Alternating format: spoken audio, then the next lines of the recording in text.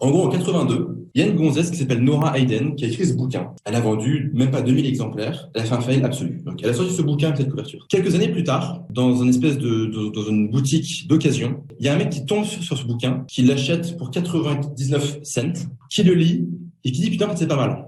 Il achète les droits. La nana lui cède tous les droits pour une bouchée de pain. Il change le titre. Il change rien au contenu du bouquin. Et il appelle ça « Comment satisfaire une femme à chaque fois ?» et fait en sorte qu'elle vous supplie d'avoir encore, je dirais, des interactions sexuelles avec elle. Le nom, It Really Works, donc ça veut dire ça marche vraiment. Après, The First and Only Book that tells you exactly how. Seul et unique livre qui vous dit exactement comment faire. Ça, en 18 mois, c'est 2,3 millions de ventes. Même bouquin. Le produit est le même. Là, c'est plantage intersidéral.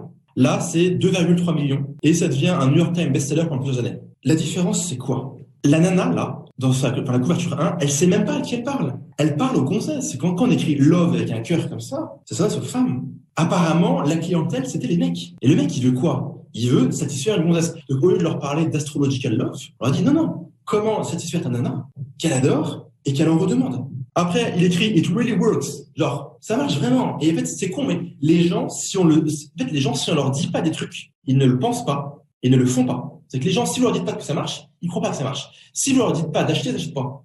Et après, The First Only Book, là, qu'est-ce qu'il fait le type? Il démolit les concurrences. Il dit le reste, c'est de la merde.